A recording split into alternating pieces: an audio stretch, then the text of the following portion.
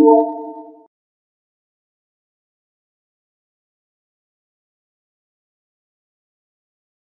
tidak ada dengan kurban lagi yang cik. Jadi kurban sebagai kenderaan wakaf. Tapi waktu yang kelak akikah. Akikah sebagai wasilah perekat antara anak dengan orang syik dalam hal syafaah. Nah, hadis yang pegah benar. Jadi yang kurban bila tu hajat tanya kita kurban kan kena larangan-larangan mak tuang tanya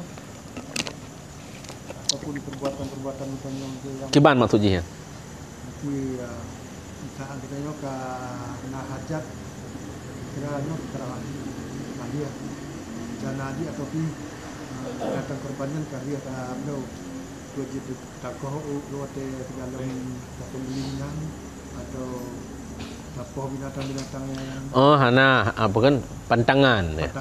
Hananya hana istilah pantangannya bak urung pegah-pegah pantang ke pantang mono ke pantang medih kan. Ya hana makna yang berlebihan. Ya bat. Itanya setiap mentang karena kurban lagi biasa. Ya mana. Untuk kohjih bila lagi biasa hana yang berlebihan dan telah bersetuju pakai ijab putih boh celak bedak nyampi hana petunjuk cuma yang karena turun temurun pegah-pegah dengan pebut yang buat tanya hana cuma naga giyah jamun Nabi Ismail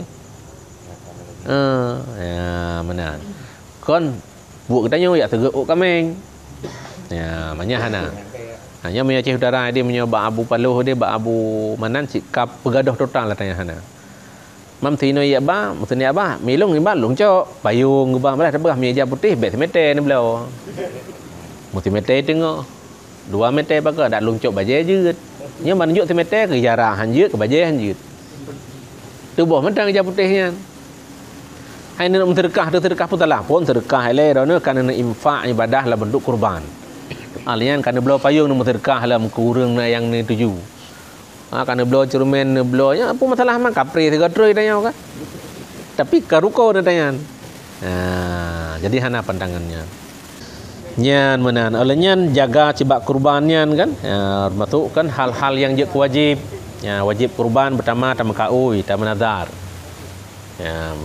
ada kala wajib kita pegah-pegah begat jaga kami tasi kurban bahajinya yang kau wajib dengan pegah-pegahnya